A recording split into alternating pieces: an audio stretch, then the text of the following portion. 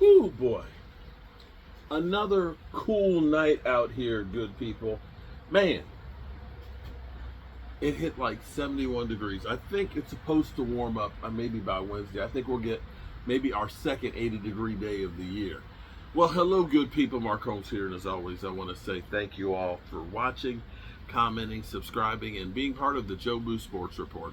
Without you guys, as well as you ladies, you know that this literally does not work. I hope everybody's had a great Monday. The Cowboys on the field today. No media is involved, of course. They're only doing 1 day a week of OTAs where the media is involved. Today was not one of those days. Tomorrow will be. They practice today, tomorrow. They're off on Wednesday, and then they practice on Thursday. And then they have mandatory mini camp on the 10th, 11th, and 12th. Kyle Pitts. Kyle Pitts is the gift that keeps on giving. Rumors of Kyle Pitts to the Cowboys, CBS Sports linking him to the Cowboys because everybody links people to the Cowboys. Here's the reality of the Dallas Cowboys. When it comes to the Cowboys, you got to understand everybody is going to tie their horse to the Cowboys. You want to get people to watch you. You want to get people to listen. You want to get clicks and likes and all that. You got to just put Dallas Cowboys. How many players have we been linked to this year?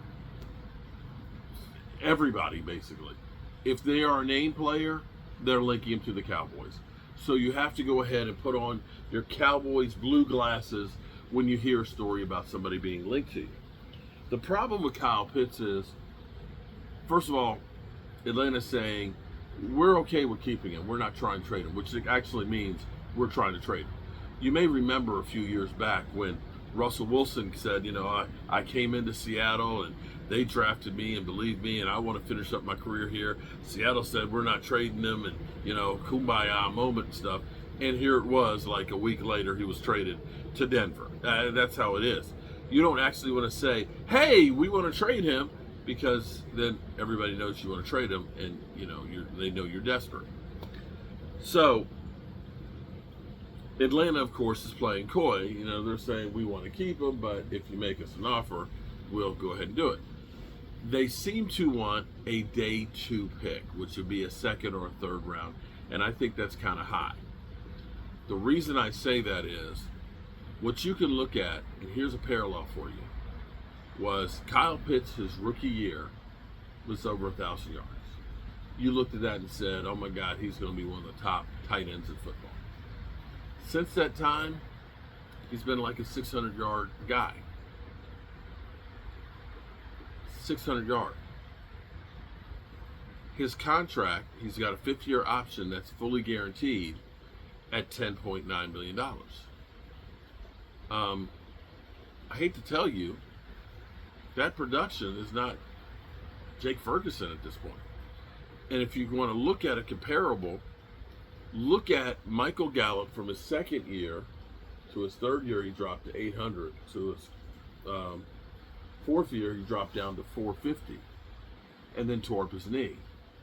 So are you going to give up a second or a third round pick, pay $10.9 million for a guy who is not exactly doing that much as far as tight end? I think not. I think that's one of those ones that, yeah, it sounds good to talk about it, but that ain't happening. It's not happening anywhere at all. The thing I do want to talk about here is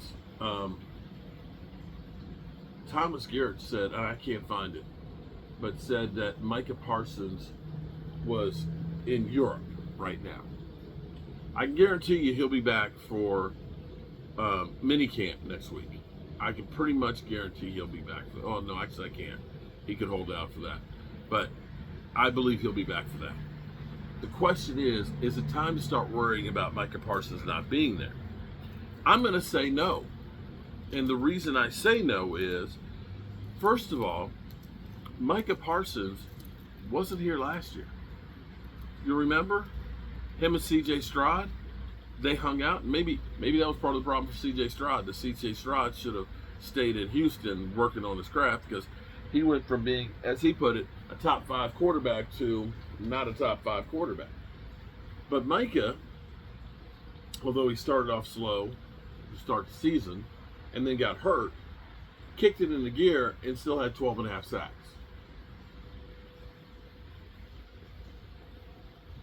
In 12 games.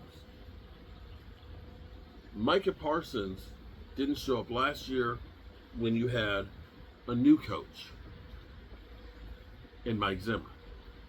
Micah Parsons didn't show up the year before in the offseason and told you that I've got to work on getting my body right and, and healing. So this really isn't any different than what he's done in the past. It isn't. Now, for the talking heads, for the shows, they're going out there and saying, if you're a Micah Parsons, you should be pissed off and you should say the hell with the Cowboys and want to get out. Why? And go where? Micah Parsons, if he were in Cleveland, if he was drafted by the Cleveland Browns, do you think anybody would watch his podcast? Do you think he'd be the president of Bleacher Report? Micah Parsons knows that the Cowboys are the gift that keeps on giving. And as far as Cowboys go, if you're a player on the Dallas Cowboys and you're one of the big frontline players, you know that it's not a matter of if, it's just when. And the Cowboys, they like to play people in training camp. That's when they get digs. Opening day of training camp. They did CD after training camp.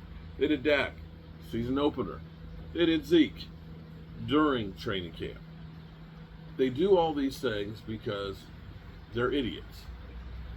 But they're Dallas Cowboys.